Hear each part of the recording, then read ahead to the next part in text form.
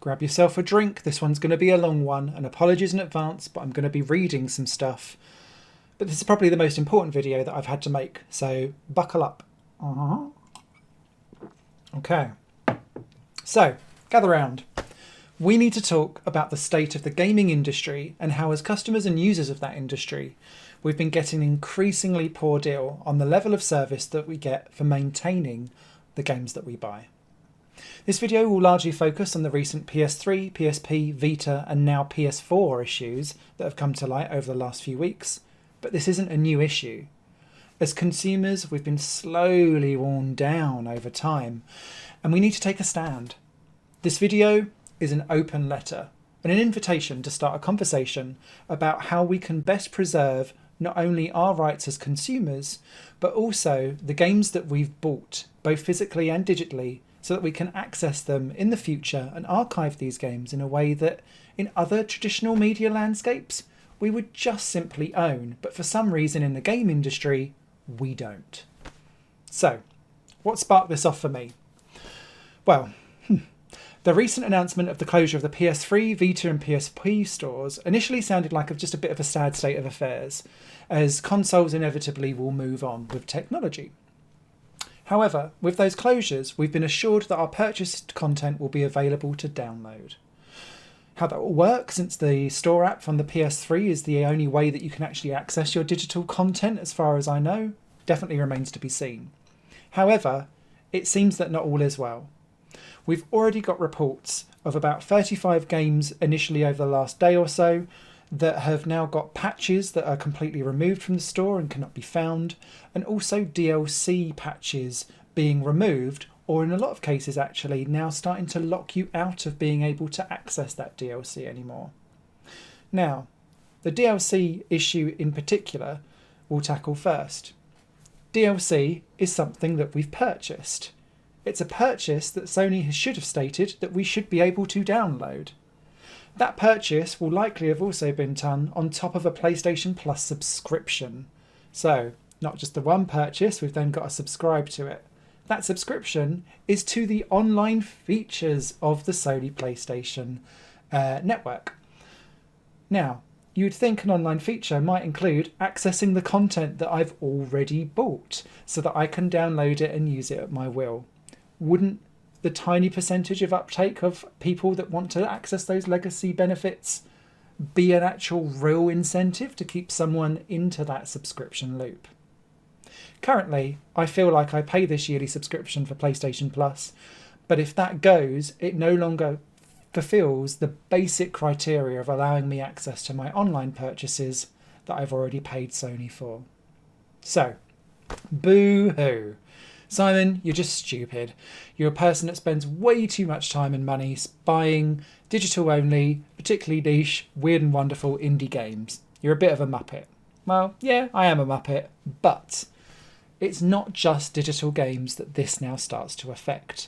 And here's where the issues around digital rights management really start to come into the fore for me, because it's not just digital content anymore that it affects. Now, the PlayStation 3 and PlayStation 4 have a little watch battery inside them, and they can and will conk out. It's a battery. It's essentially keeping the internal clock going and synced up to the PlayStation Network servers, but it also holds some of the digital rights management as part of that, so that if the battery was to die and conk out, it loses all of that internal information that kind of lets you access all of the digital downloads that you've got as you go through. However, when that battery is stopped or it removes, the first thing that the console does is it tries to hit that link to do the digital handshake with the Sony server to get its time sorted out and confirm all of the accounts that are on there. No servers, no console.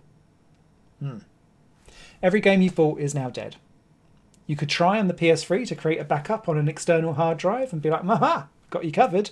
But the PS3, as I have tried plenty of times, will reformat whatever hard drive you stick in it, basically meaning it's useless to try and ever back something up again on the PlayStation 3.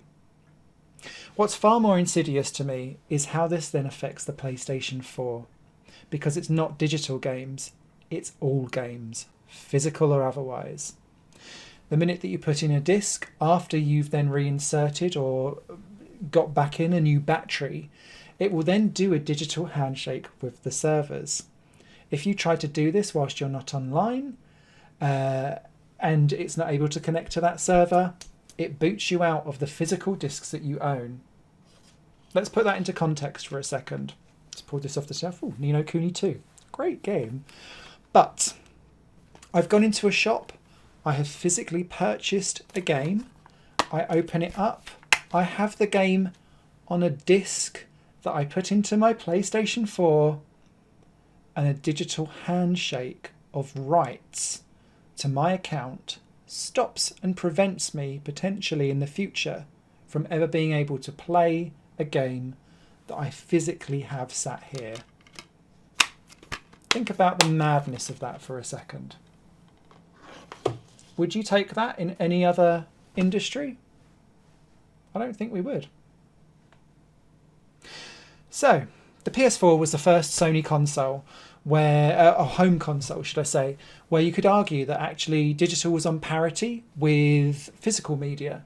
And you could argue towards the end that actually digital was the preferred route for quite a lot of the sales that go on the PS4. I know my library on the PS4 is redonkulous. My PS3 is just as bad, to be fair. But remember right at the very beginning of the PS4 when everyone was like, I don't understand why the disc is just dumping all the information onto the hard drive and it doesn't really do anything with the discs later? Well, now it's really rather telling, because it doesn't matter if you bought it digitally or physically. It's that digital rights management handshake that seems to be the deciding factor of whether or not you even get to play your game.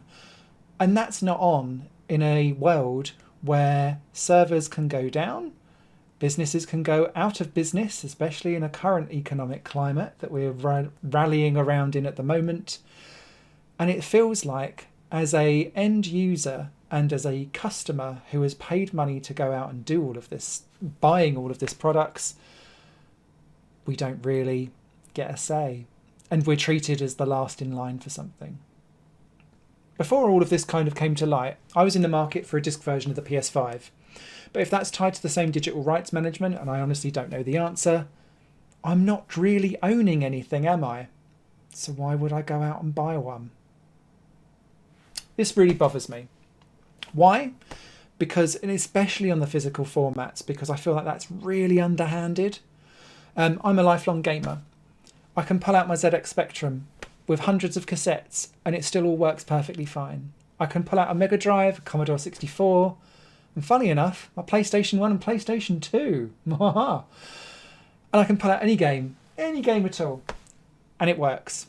And I own it, and I look after the console, and I keep it in good condition, and all of my discs and cartridges and cassettes and floppy disks, if you even know what some of those are, some of you young whippersnappers, feeling very old now, will kind of, you look after that, and it's all within my hands. And if I break it, that's on me. But, and that works actually just like an album and a film. If I bought the DVD, it's my fault if I snap the disc in half. I've been a stupid person, haven't I? But yet, since the dawn of online purchases and digital rights management, I can now go and pay full price for a product. But in this day and age, sometimes I can't play an offline game offline because it still wants me to connect to the server and validate that it's mine. No, I want to play it offline. Or I can physically hold a copy of a game in my hand, but not be allowed to use it. Games are now no longer shipped as finished products either. Games have now been termed as games as a service. And that's been coined by the fact that the game doesn't always end up in a finished done state. And quite often the finished done state is when the thing comes down at the end, if it's an online multiplayer game.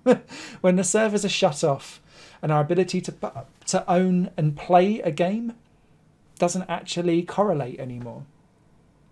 Think about every game that you've ever had to download a day one patch for to get the game to actually work. It might be because they were pressured for a deadline and so they've shipped a patch late. Or it might be that they've shipped an absolute broken mess and have gone, don't worry, it's a game as a service, we'll work to improve the game as we go. Thank you for your continued support. Heartfelt hugs, heartfelt hugs. Now imagine a day when those servers are off, and we're starting to see this now with the PS3. Those patches are gone. You're now back down to a game that is a broken husk that it was released in because people were too busy pressing discs way ahead of time, not keeping their development to schedule, and not actually giving the consumers a finished working product that actually you can use and consume. Who'd have thunk it?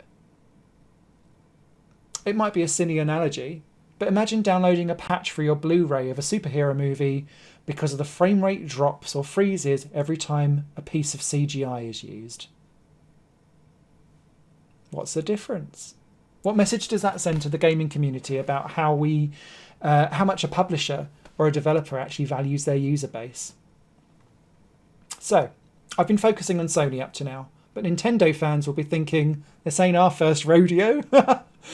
When the Wii Shop closed down in 2019, a lot of their smaller exclusive titles have then not been available to buy anywhere else since. You can still download them from the kind of Wii Shop download center, but since the Wii U has also gone into the bin and the Switch store and the Wii stores don't cross over and never the twain shall meet, it kind of feels like their next announcement is going to be a really big indicator of how the game industry is looking to play this going forward in the future. Does Nintendo... Well, basically, what does Nintendo intend to do when their full range of products of their consoles go offline? Their direction is going to be key in indicating what others in the gaming space will do. No one will want to be the first one to entirely shut all the lights off. Whilst this all feels console focused, PC gamers aren't immune either. I love indie games, and so I find myself picking up weird and wonderful games, and I used to do that on a platform called Desura. It was an indie version of Steam, came with loads of games that were unavailable elsewhere, but sadly with a store that lacked an awful lot of polish and was an absolute bugger to get around. It opened in 2010, it closed in 2016. Any game that I didn't have installed at the time, I've lost forever. The service went under, and lots of indie devs actually reached out and said if you could show your Desura purchase, we can give you a DRM free copy or a Steam code to go and download the game over there, which is great. And that's the bonus of PC gaming actually, is that you have access to your files and you can back them up. You store them, you own them, you can look after them. You aren't always tied into a platform architecture that prevents you from running a product that you've purchased your way. It's their way, it's dictated to you. And whilst that may make sense from a system architecture perspective, it means that you are utterly vulnerable to any changes of service or terms of service that they have, but also you're vulnerable to the rug being pulled from under you. This change is happening rapidly in the digital landscape, and there's a money carrot that is being dangled right in front of all of these game industry big wig eyes, and it's a subscription service. So, I create music as a side project, and I do that via a digital audio workstation, a DAW, and it's called Reason by Propellerhead. When I bought Reason years and years and years ago, it was physical, and it came with discs to install and a little USB key, and you had to basically plug in this USB key to fully unlock the exporting features. So you could sit and create music to your heart's content, but you couldn't save it and export it and therefore sell it and be like, oh, I'm a music person. But the physical versions have since faded away. And so you're now tied into upgrading your software through online-only keys. Those keys require you to log into an account that's tied to a server. See the similarities, and we're going down the same route. What's really, really interesting with that is that if Reason has a bad day and their servers go down, I can't export my music. If I'm working to a deadline for a specific project to be able to submit music to, that then costs me money. I have no recourse to try and get that back from Reason, even though I've bought and paid for my own product but can't use it my way. And I can authenticate that it's me. What's really interesting is that they've also recently released a subscription service for their own product. It's always online, it's always checking you've paid, and it's always just like, you know how, remember when you used to buy Microsoft Office? I'm slowly being forced now down a subscription rabbit hole, just like Office 365, but with my Reason music making stuff instead. I could and should just be able to buy and use this product and own it myself. These services are slowly starting to become apps as a service and sold under the banner of giving us a level playing field and up-to-date features. What it actually does is it makes development simple and more stable for the development team, and it incentivizes lazier updates. Do you remember when sequels to games used to be big landmark step forwards between iterations? Now, instead of charging £30 to £50 for a product for a one-off purchase, we're now being forced into funnels where $7.99 a month is the way to go. And if we leave, all of our investment in that product is gone too.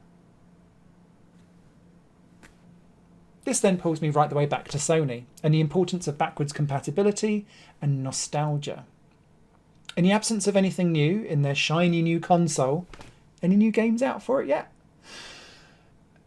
Which services are they closing down? And which service are they pushing the most? Say hello one and all to PS Now, the subscription service that lets you replay all of the games that they're taking away.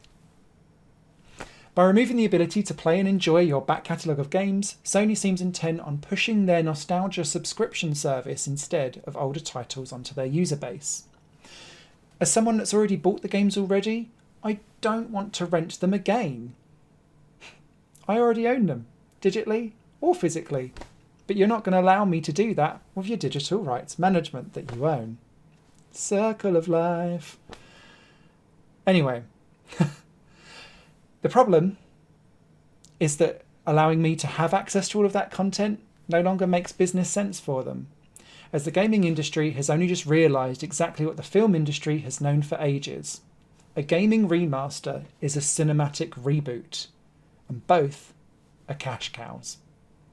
The difference is that I can buy and enjoy both versions of that film and enjoy it my way and own it. Whereas in the gaming industry, I'm currently having my original copy forcibly removed from me if I bought anything from the PS3 era onwards. There are other ways for companies to force on you to other things, such as the infamous bloatware and slowing down of your devices that Apple likes to use to try and force you into an incentivized upgrade. Most of my spare money I spend is on gaming, because I love gaming.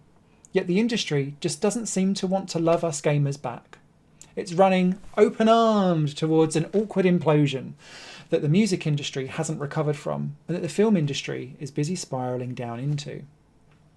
Now, this next section is all about actually how the gaming industry needs to make sure that it creates a sustainable environment for itself and a healthy ecosystem, something that's been long overdue. It might not be quite as interesting for you as a gamer, but it's still interesting to understand the mechanics of how things like this work.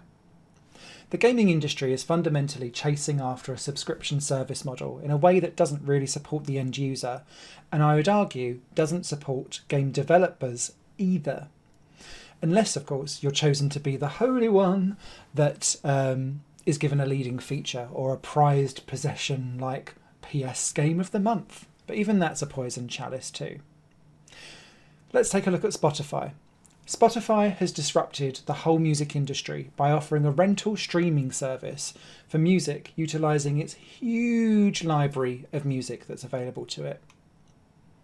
What works for its Spotify user for that cheap reoccurring monthly fee does not work for 98.6% of all the musicians that have music on Spotify. For 1 million streams, an artist on Spotify makes $3,500 on a good day. How many musicians do you know that clear 1 million streams a month? It's the real top tier. Anyone else going further down below that level, guess what their average earnings on Spotify is per month? $12. 12. I've spoken to a few game developers, around subscription service models. And to be fair, it's mixed. Some people are actually in favour of a subscription model because they're getting crumbs now, and they're hopeful that with the bigger user base and with subscription models growing and gaining more power and more momentum, that actually they'll get slightly more crumbs because the user base is bigger. Others are starting to see that actually it's a glass ceiling, because as subscription models get bigger and more chunky and meatier, they'll have more power to throw around. And so the narrative becomes, games cannot be sold, you should be buying it as part of a subscription service. And this is what Spotify has done exceptionally well, and what you're starting to see in the TV and film industry, that your Netflix, your Disney Plus, your Amazon Prime stuff, Prime Video, they're all starting to go down this same narrative as actually, we don't really want you to buy anymore. We want you as part of that subscription service. And for a filmmaker, a musician, and now it's going to be, as a game developer, actual purchases is commercial suicide. And you need to be part of a collective audience of growing numbers to place your product in front of. The minute that becomes powerful, the ceiling of what gets offered for a game to get in there drops. And so actually, your return on investment gets lower and lower and lower.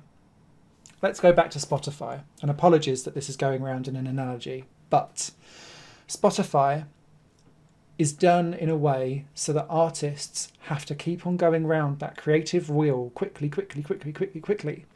And so you no longer get an album every 2 years, for example, which you would then physically be able to go out and purchase, because if you've got lots of artists, you can support lots of different ones because the releases come round relatively infrequently. Now it's the got to have an EP out every quarter to 6 months. I need a new single out every 2 to 3 months, because the minute that I drop off that algorithm of being able to be recommended or my streams start to dip, I need something new and fresh out there to keep myself in the ecosystem of being relevant. Now imagine that on a games front. This isn't an end-to-end piece of art product where one person's yin can be another person's yang, and music is very subjective. This is going to end up being games that are released not really finished, or scaled down games that no longer are big awe-inspiring things, that might actually be something that is a landmark piece of gaming. It will be short and succinct adventure pieces that can't afford to try to do something different, because it needs to hit to be able to get a certain amount of people in to take a look, so that it can earn its piece of the ever-decreasing revenue pie. It's a circle that will self-fulfill, and it will cannibalise everything inside it until there are just a couple of players left again on those big subscription services. And you can see it coming because it's happened in the music industry, it is currently happening in the film and TV industry. We're currently at the tipping point where actually there's only a few players left, and that's at the top end of the deals. And then once you've only got a few places left to distribute, down it goes. We're going to have the same with games. And that's not a sustainable ecosystem for the indies, the AA tier, which was ripped right out when digital sales first came in. There's hardly any AA titles out there anymore. It's either AAA or extreme indie, nothing in the middle. And that was where the juicy stuff for me in gaming personally happened. But that's a personal thing. Anyway, I've rambled an awful lot. So, why am I here? Why am I here? Why are we all here?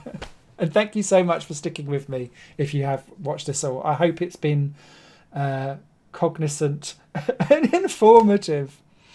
But I want to make this video as a call to action and an invitation to policymakers, industry experts and industry stakeholders to start an open and constructive conversation about the issues of digital software products and their end user rights.